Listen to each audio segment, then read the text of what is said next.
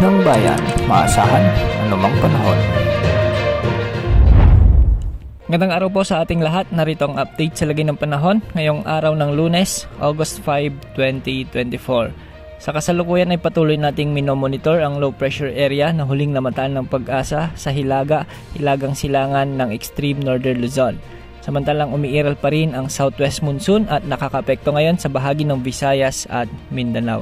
Dahil nga sa habagat, posible ang mga pag-ulan sa bahagi ng Western Visayas, Negros Island Region, Occidental Mindoro at pati na ang Palawan. Ang mga lugar na ito ay posibleng makaranas ng maulap na kalangitan at may mga kalat-kalat na pag-ulan, pagkidlat, pagkulog. Posible ang mga pagbaha at pagguho ng lupa dahil sa kung minsan ay may mga katamtaman hanggang sa malalakas na buhos ng ulan.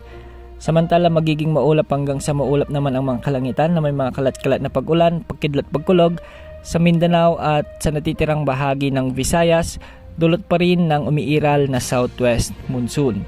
At sa Metro Manila at natitirang bahagi ng Luzon, asahan naman ang bahagyang maulap hanggang sa maulap na kalangitan na may mga isolated rain showers at thunderstorms. Dahil naman ito sa mga localized thunderstorms. Posible rin ang mga pagbaha at pagguho ng lupa during severe thunderstorms. Samantala, ayon sa Japan Meteorological Agency, ang binabantayang low pressure area ay lumakas na at naging isang mahinang bagyo.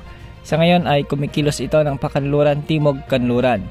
Hindi naman ito inaasahang tatama sa ating bansa, sa halip ay maaari itong tumungo papunta sa Taiwan base sa mga numerical models.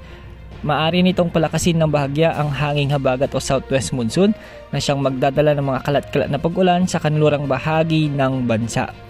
Kung sakaling mabuo ito sa loob ng ating area of responsibility, papangalanan ito ng Pag-asa bilang Bagyong Dindo o ang pang-apat na bagyo ngayong taon sa ating bansa.